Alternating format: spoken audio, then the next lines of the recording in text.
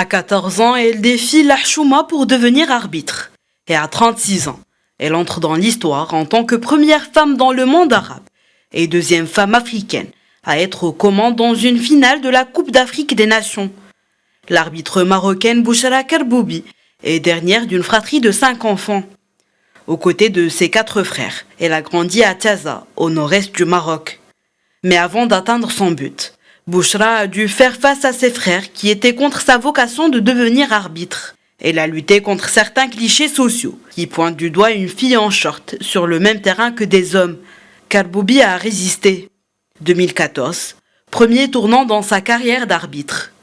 Bouchra Kerboubi réussit le test physique exigé par la Fédération royale marocaine de football pour arbitrer les matchs masculins.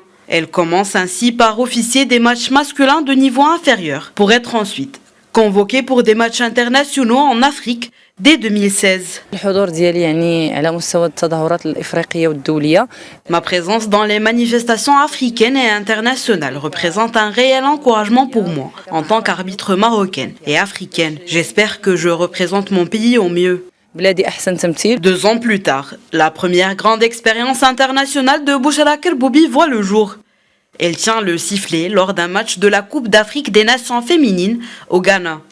2020 marque sa première expérience dans la meilleure ligue masculine marocaine. L'arbitre, qui entre-temps est devenue policière, a été appelé à être aux commandes d'un match entre le Maghreb de Tétouan et l'Olympique de Khribga. Parmi les caractéristiques phares d'une policière figurent la neutralité, le sérieux, la discipline et la ponctualité. Tous ces aspects positifs ont un impact sur ma personnalité en tant qu'arbitre. 2 ans plus tard, Bouchra Kerboubi devient la première femme marocaine à officier une finale de la Coupe du Trône de football, à l'occasion du duel pour le titre de la saison 2019-2020 entre l'AS FAR et le Maghreb de Tétouan en mai 2022 à Agadir.